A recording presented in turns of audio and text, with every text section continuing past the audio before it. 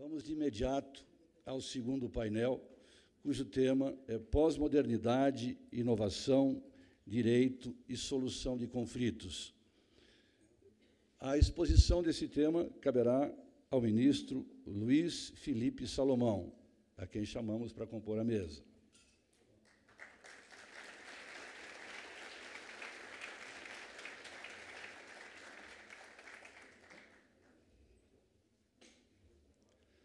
Para presidir a mesa, um dos organizadores desse evento, professor emérito da PUC, professor Olavo de Oliveira Neto.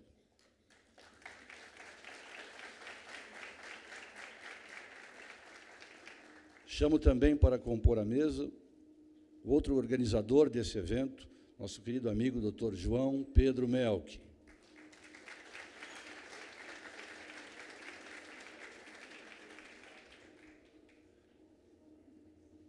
Enquanto se acomodam, gostaria, na pessoa da vice-presidente da mantenedora, professora Cláudia Pereira, saudar todos os colaboradores da Universidade Brasil aqui presentes, professor Décio Lima, professor Erickson, da área acadêmica, Rodrigo Fernandes, da área administrativa, Rodrigo Barbosa, professor Rosival Molina e, mais uma vez, a todos os acadêmicos de direito da universidade que prestigiam esse evento. Por sinal, muito interessante para todos vocês. De imediato, passo, então, a palavra a quem presidirá essa mesa, o professor Olavo de Oliveira Neto.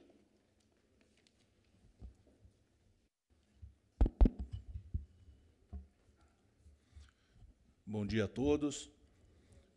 Eu gostaria de iniciar esta parte do programa agradecendo à Universidade Brasil pelo convite que me foi feito para poder presidir aqui esta mesa.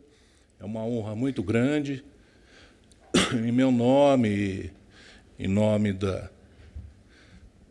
do Núcleo de Processo Civil do mestrado da PUC de São Paulo, do qual sou vice-coordenador, agradeço aqui a oportunidade.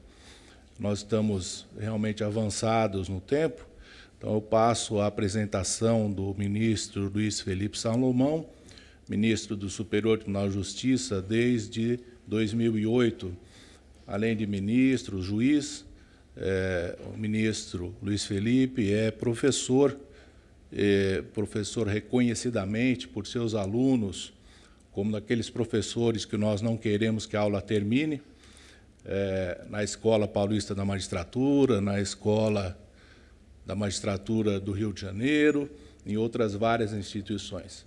Eu, desde logo, então, agradecendo aqui a possibilidade de estar com os senhores, passo a palavra ao ministro para que ele nos brinde com a sua apresentação.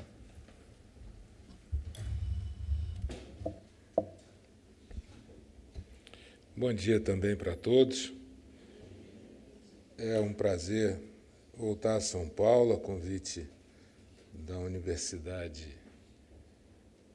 Brasil, dizer da minha enorme honra em participar desse seminário.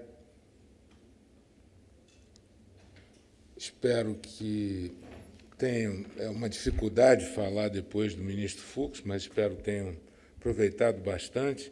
Vamos agora dar uma guinada no assunto e conversar um pouquinho sobre um desdobramento do Código, que é a possibilidade de solução de conflitos fora do âmbito da jurisdição, e cruzar esse assunto com os avanços da tecnologia e o que isso impacta o direito. A minha ideia é apresentar dessa forma para vocês, para a gente trocar uma ideia nessa manhã de segunda-feira, aqui num debate tão oportuno que a universidade proporciona para todos nós.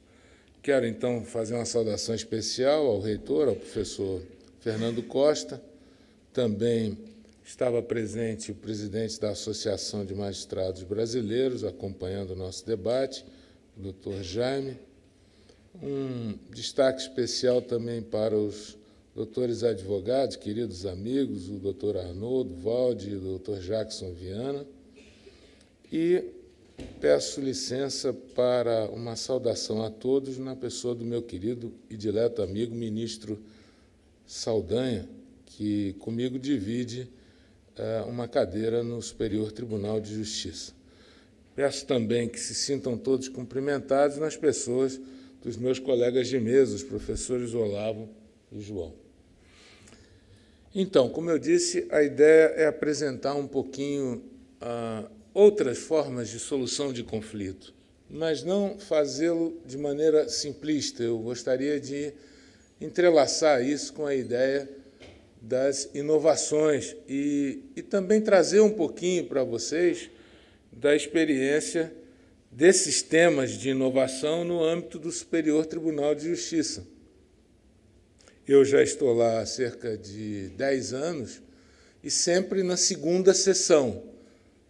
Como eu acredito que a maioria aqui saiba, mas o Superior Tribunal de Justiça ele é um desdobramento do Supremo Tribunal Federal.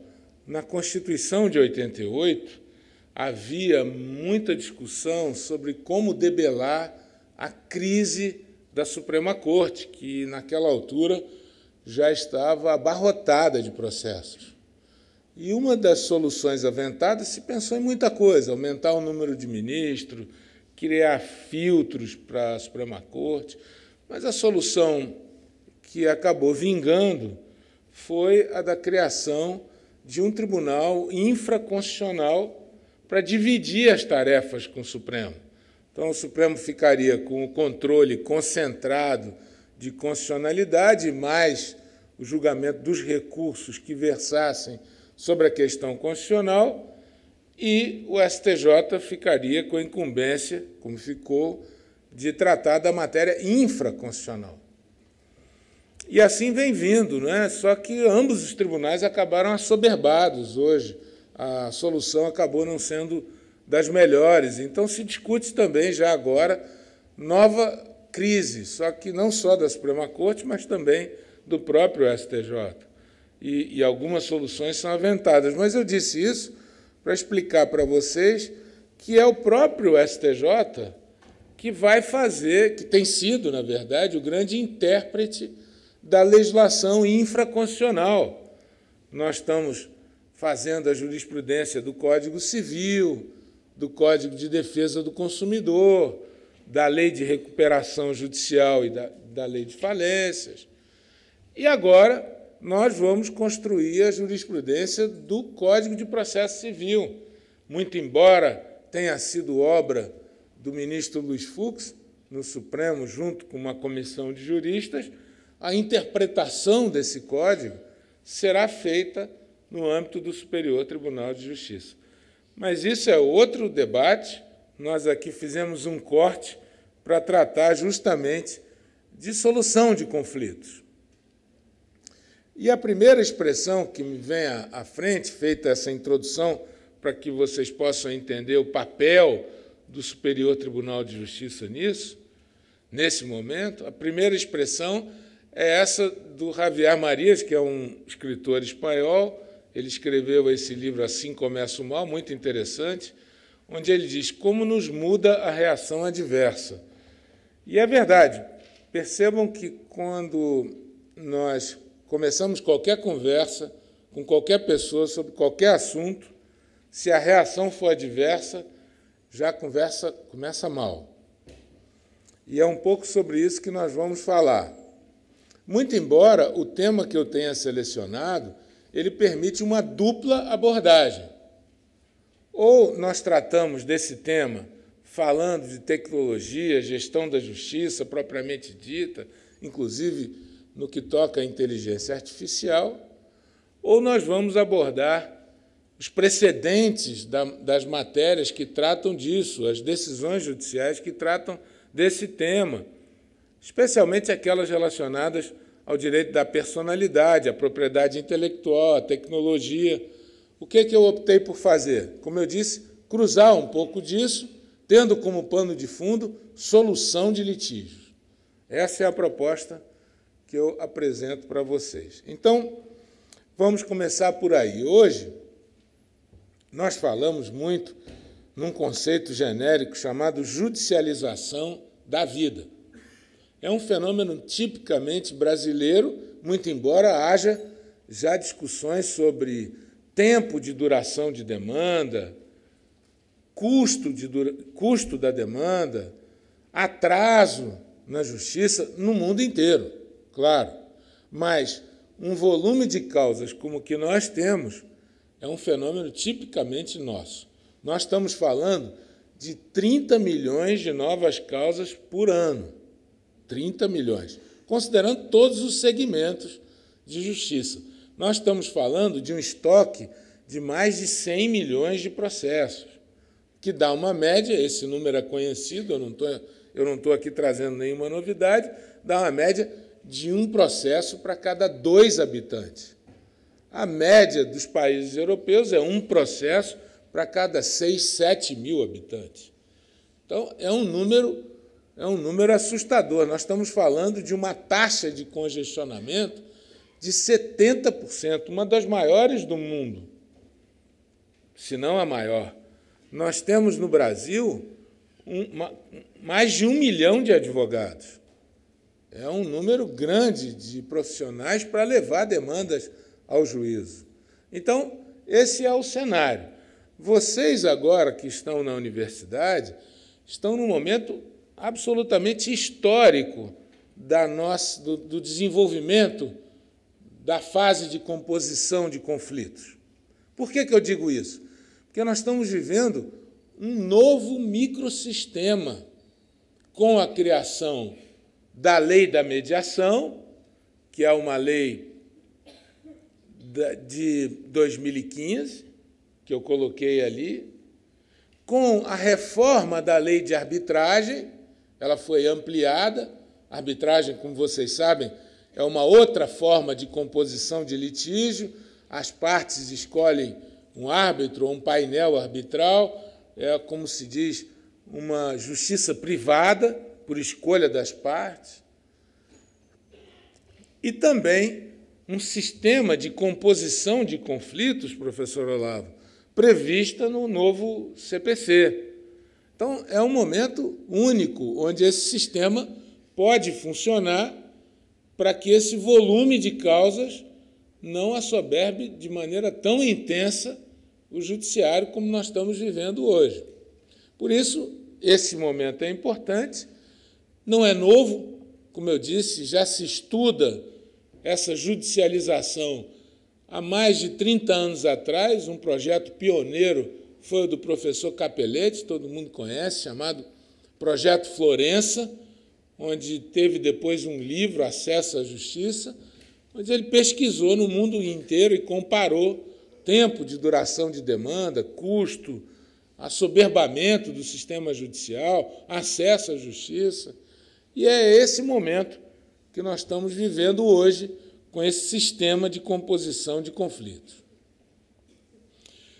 Essa ideia de que não é só o judiciário que resolve conflitos, de que compõe conflitos e restabelece a paz social, é preciso uma política pública de solução extrajudicial de conflitos, ela ainda ganha mais relevo no momento atual, onde nós estamos na era pós-moderna, como se diz, ou o que o Bauman, um filósofo polonês que faleceu recentemente, chama de modernidade líquida, tempos líquidos, onde não existe mais os títulos nobiliários de barão, de conde, mas isso foi substituído pela grife da roupa que você usa, pelo sistema de consumo que é acentuado pelos métodos indutivos de propaganda. Então, hoje, o momento é um momento especialmente diferente. É nessa fase que vocês estão na universidade que vocês vão se formar. É nesse contexto aí, nesse caldo aí. Então, é preciso uma preparação diferente, especial. Não é aquela mesma que a gente aprendeu lá atrás. Hoje o panorama é bem diferente, como eu disse aqui. Dentro dessa ideia, eu vou fazer só um parêntese, já volto para a questão das soluções extrajudiciais, vou fazer um parêntese para mostrar para vocês o tipo de causa que está surgindo hoje no nosso cenário. Como eu disse, eu ocupo uma cadeira no STJ, sempre no direito privado. O tribunal é um tribunal dividido em três. Tem o direito público, o direito privado e o direito penal. São duas turmas que trabalham com essas matérias. E tem também a Corte Especial, que é composta pelos 15 ministros mais antigos. A minha seção, direito privado, a segunda seção.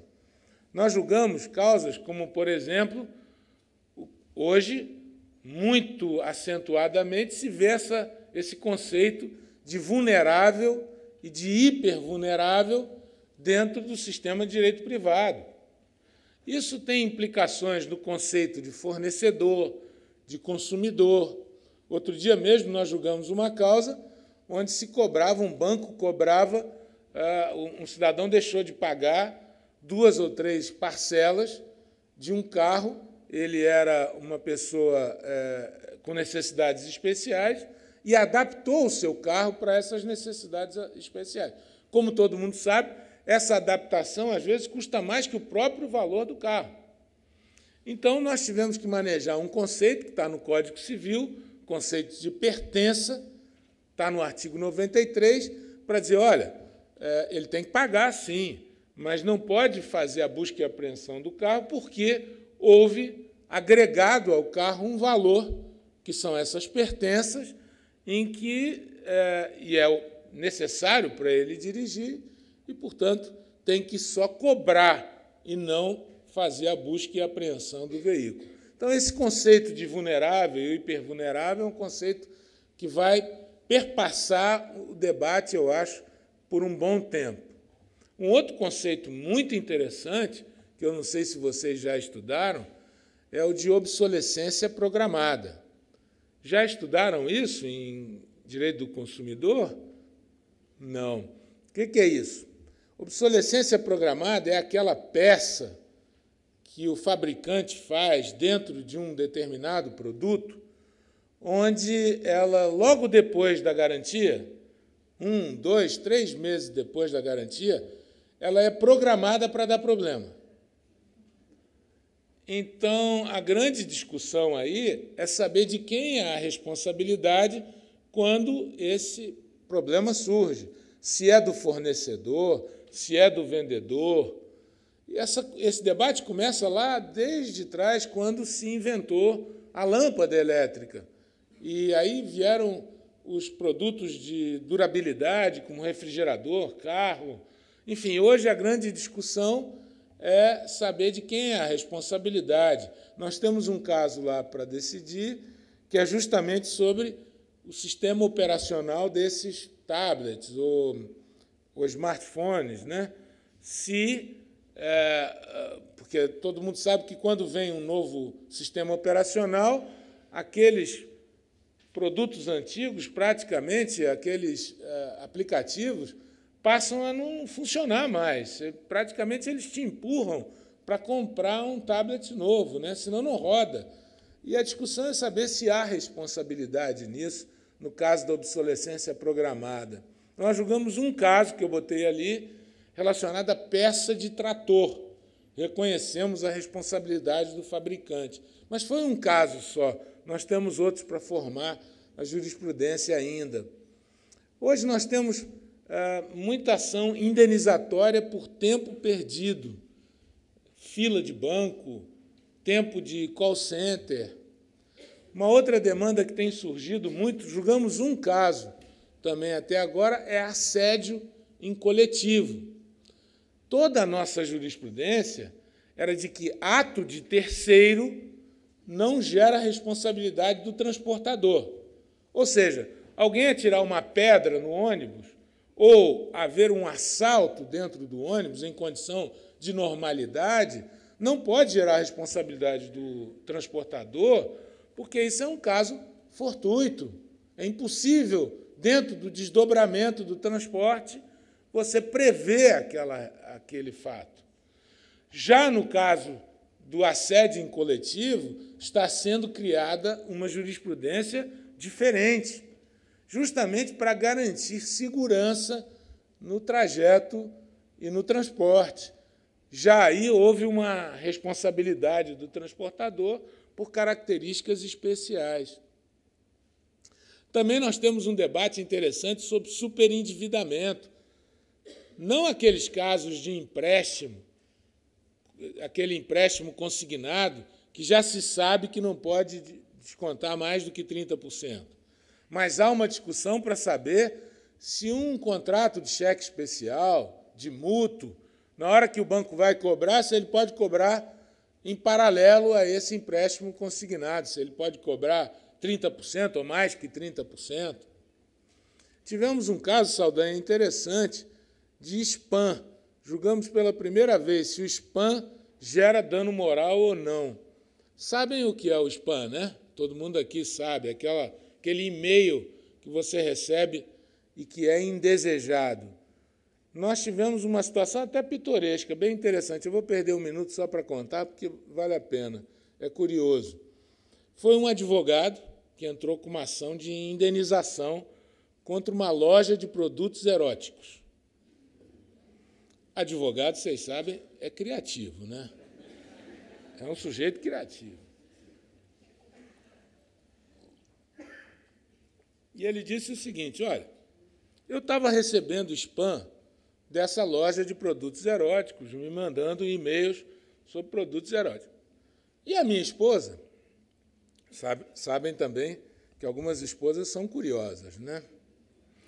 Foi mexer no celular dele. E lá ela descobriu o tal spam com produtos eróticos e começou a perguntar para ele, escuta, o que é isso? Você frequenta a loja de produtos eróticos? Está mandando propaganda para você? Aí ele diz, na ação indenizatória, que acabou se separando da mulher por conta desse spam.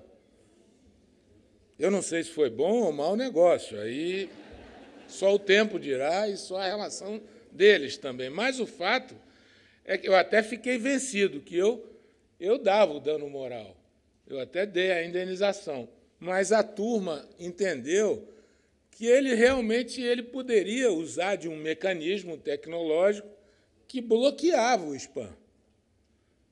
Mas ele preferiu continuar recebendo as propagandas. Então, ele acabou perdendo o dano moral e também a esposa. Outro tema que nós temos lá, muito interessante agora, é responsabilidade civil em rede social.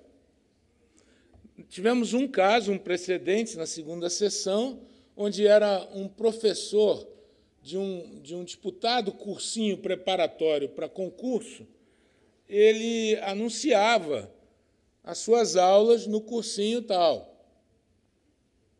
E aquelas aulas online, né? Vocês sabem, né? Vai lá e assiste. Sabe como é que é isso? Funciona isso, né? Tecnologia, né? Aí, numa rede social, por acaso, essa hipótese era do Orkut, mas é evidente que a situação é a mesma para o Facebook, para todas as redes sociais, WhatsApp, enfim, Instagram. Uma comunidade dessas, um camarada apareceu e disse o seguinte, olha, eu consigo piratear a aula do professor tal. Eu entrego essa aula para você piratear. Procure por mim, telefone e tal. O professor, claro, quando descobriu aquilo, entrou com uma ação, mas entrou contra o Google, porque o professor, aquele cidadão naquela comunidade, o nome era falso, o telefone era falso, claro.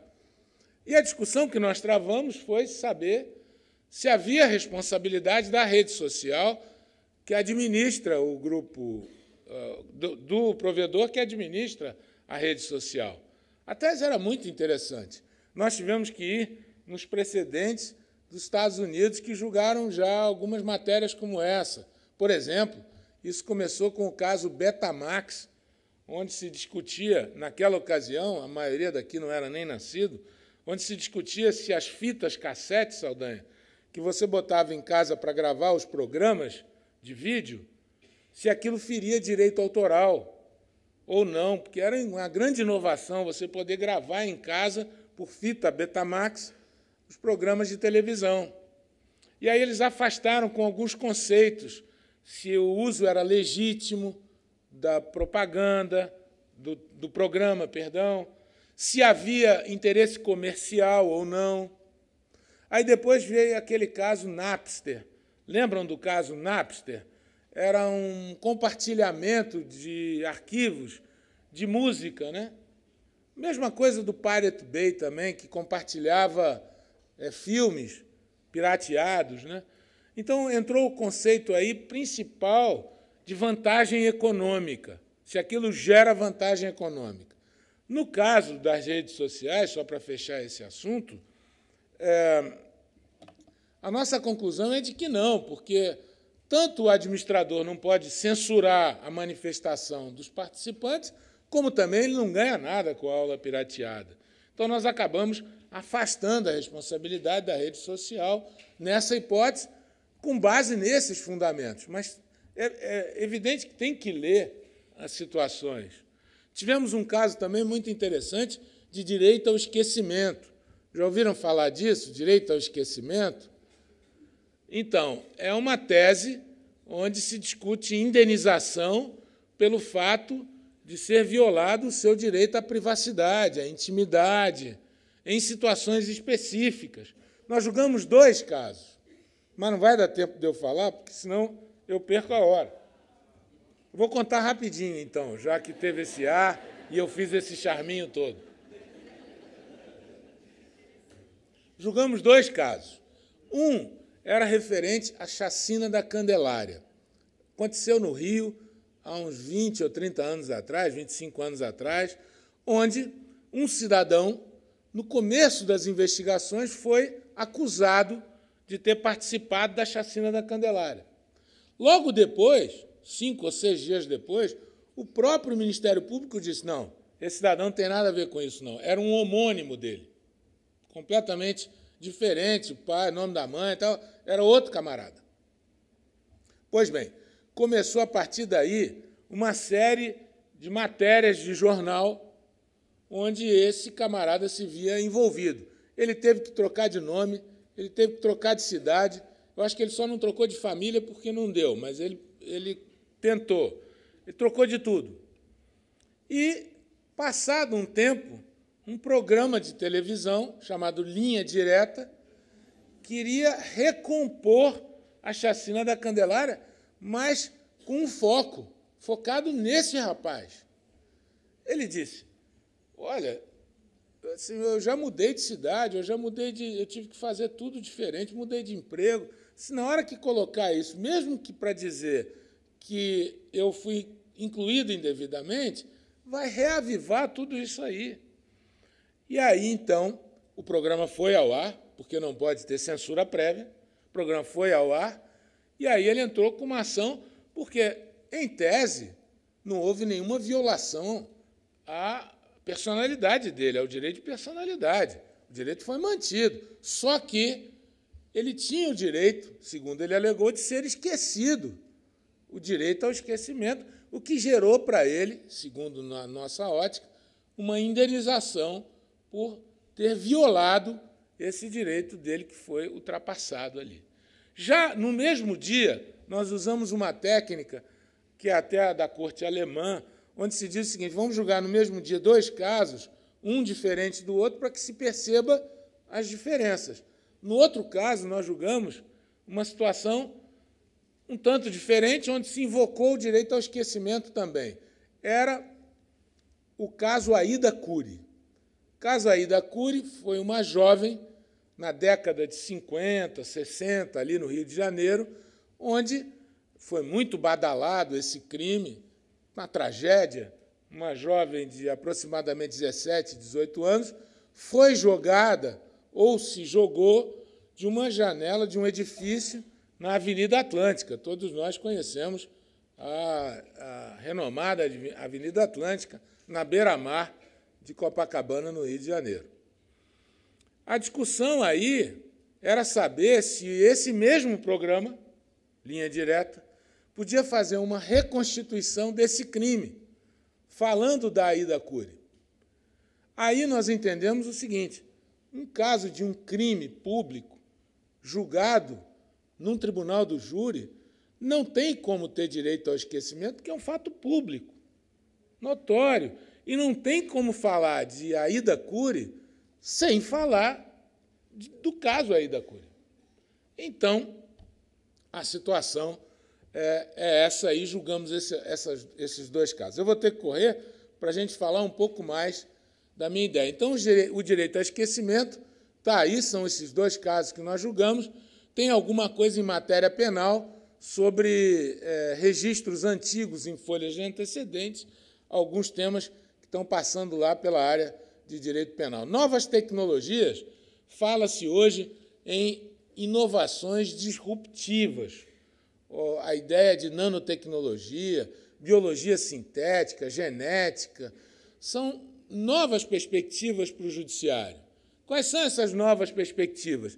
São casos que nós vamos ter que apreciar já, se não houver mecanismos adequados de solução de conflitos, como, por exemplo, responsabilidade civil por drone, de quem é a responsabilidade pelo drone, por veículo não tripulado, a questão dos algoritmos em contratos, que eu não tenho tempo de abordar aqui, mas é uma questão muito interessante. Todo mundo sabe hoje, quando você vai contratar pela internet, é o algoritmo que diz qual é o desvio padrão, né? Então, tem muita pesquisa para saber se efetivamente isso gera consequências ou não. Nós estamos vivendo hoje, na Europa, uma proteção aos dados pessoais e dados privados com essa resolução. No Brasil ainda não temos um marco legal para isso. Ao contrário, hoje você dá o seu CPF em qualquer compra de padaria ou de farmácia, o que é uma coisa muitíssimo perigosa. Vamos precisar tratar desse tema. Então, nós temos hoje, para a gente concluir essa jornada, que pensar em modelos e soluções diferentes para a jurisdição, para compor esse novo tipo de conflito, que não é o conflito antigo, individual, onde A cobra de B, onde A pretende ver B obrigado a fazer ou deixar de fazer uma obrigação. Hoje a situação é outra, são novos os desafios. Então, é preciso, dentro daquele cenário de 100 milhões de demandas do mundo da tecnologia, é preciso imaginar soluções diferentes. Como é que nós estamos trabalhando isso? É preciso investir pesadamente em políticas públicas de negociação, conciliação, mediação, arbitragem. É preciso que as universidades, reitor, tenham essas cadeiras, que elas possam preparar os seus alunos não para litigar, não para serem autores ou réus, ou advogados de autores ou réus, mas para compreenderem que não é só no contencioso que se resolve um litígio. Muito ao contrário. Na maioria das vezes, se soluciona em outras situações. Então, tem várias experiências sendo desenvolvidas no mundo. Infelizmente, no Brasil, esse setor privado ele está começando a engatinhar. O Valde, que acompanhou uma das maiores recuperações judiciais do mundo, desenvolveu, talvez, o maior programa de mediação hoje já reconhecido pelo Judiciário, que foi no caso de uma recuperação judicial de uma companhia telefônica. Os números são estrondosos e a eficácia da mediação por online, né, foi uma eficácia comprovada.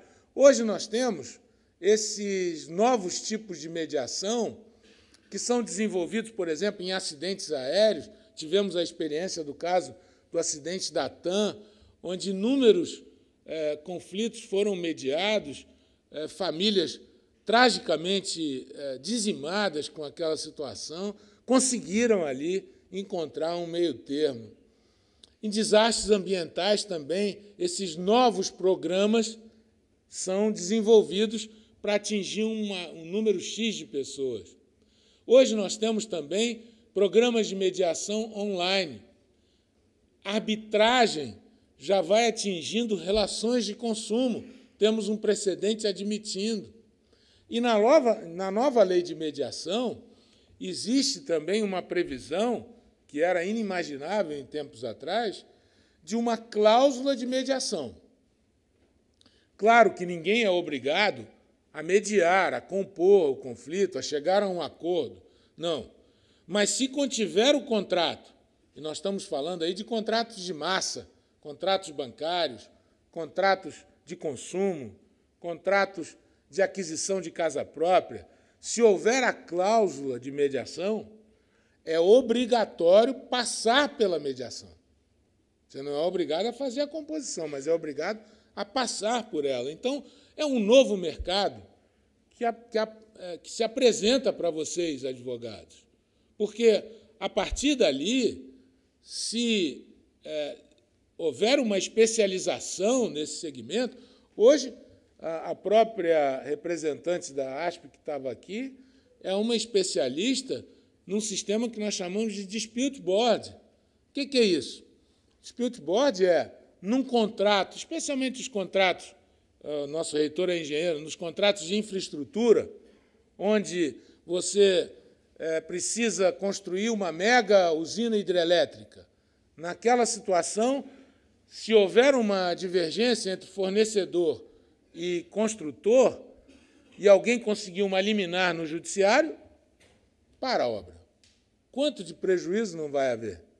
Então, hoje se imaginou um sistema que acontece nos Estados Unidos, com muita frequência, dispute board, onde você previamente indica uma junta paritária de técnicos e juristas, onde, surgindo um conflito, essa junta se reúne e diz: é assim. Pronto. A obra segue em frente e aquele conflito está resolvido a partir dali. Esse parecer pode ser vinculativo ou não vinculativo.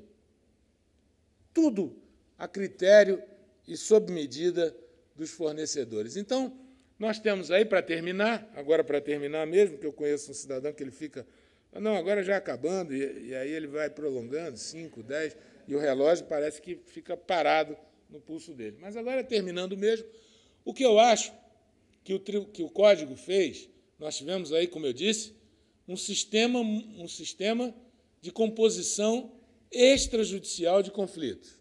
Nós tivemos a lei da mediação, nós tivemos a ampliação da lei de arbitragem, nós tivemos o novo CPC.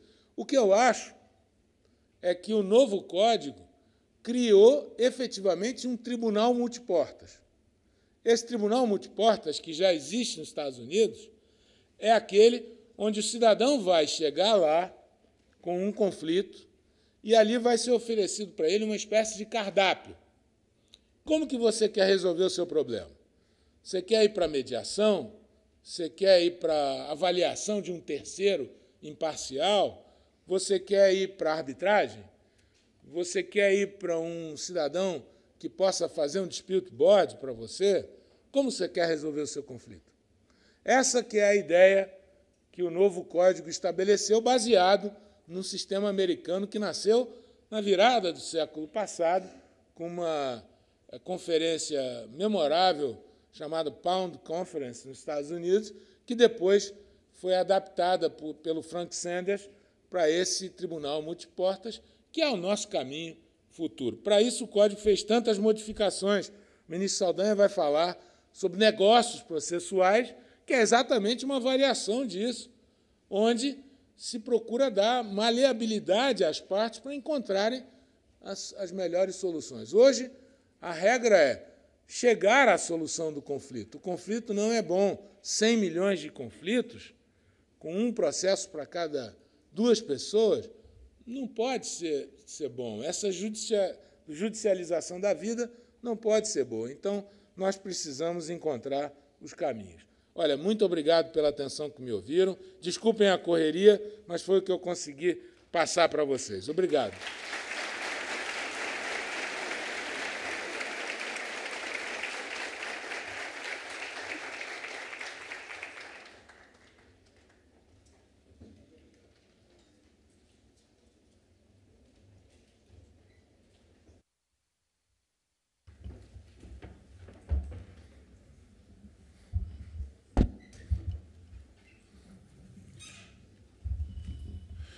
Gostaria de parabenizar o ministro pela brilhante exposição. realmente é muito interessante, não é? Enquanto o ministro vai falando, vai passando um filme na nossa cabeça, não é? E eu lembrei de certas situações que ocorreram comigo também, ao largo de quase 30 anos de magistratura aqui em São Paulo, antes de eu me aposentar. Lembrei uma vez, por exemplo, de uma penhora que foi feita num processo meu, num sex shop, né? Também foi muito criativa a penhora, não é? Mas o que me intriga, e talvez porque tenha chegado para mim um pouco tarde, né? Porque já saí da carreira, foi falado no começo da palestra, é a questão da aplicação da inteligência artificial no Poder Judiciário e nos tribunais. Então, eu gostaria de saber do ministro, apenas rapidamente, não é? Como que é a aplicação desta inteligência artificial?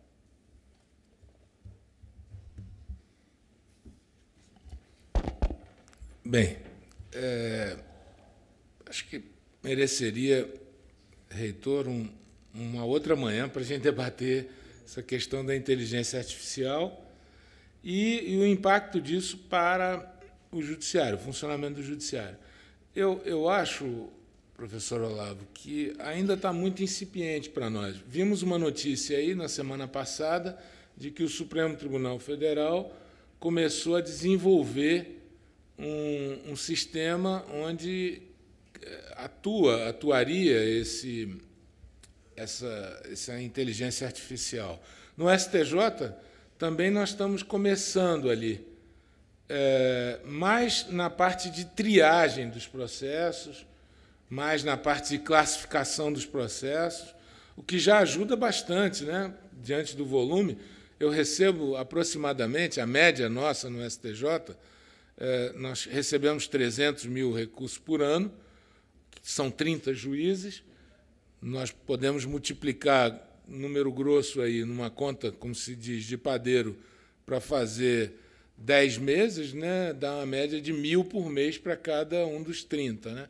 1.000 por mês, considerando 20 dias úteis, dá uma média de 3 recursos por hora, considerando 8 horas de trabalho diário. Então, é muito volume. E o passo seguinte seria utilizar a inteligência artificial para, com os algoritmos deles lá, cruzar a jurisprudência e até elaborar, como alguns escritórios de advocacia já fazem hoje, né, petições e decisões padrões, né, aquelas que não necessitam fugir à regra. Né. Eu acho que esse é o futuro, desenganadamente é o futuro. Né. Hoje já se tem a expectativa de que vocês que estão na universidade, vão concluí-la, vão ter que disputar mercado com essas máquinas, com esses sistemas. Né? Então, por isso mesmo que eu acho que ganha relevo ainda a ideia de soluções extrajudiciais, né? Porque, se você não buscar alternativas, até para o próprio mercado de trabalho, eu estava lendo outro dia uma estatística dizendo que, em 10 anos, as profissões que existirão em 10 anos, 60% delas ainda não foram descobertas. Né? Então, é uma revolução. Né? Agradeço, ministro, agradeço mais uma vez à universidade por esse brilhante evento, João Pedro Melk também, pela organização, que, na verdade, foi feita praticamente toda por ele, não é? E é a possibilidade de eu poder participar e discutir um pouco aqui de temas que são temas que não são tão caros dentro do processo civil. Muito obrigado, dou por encerrada essa primeira sessão.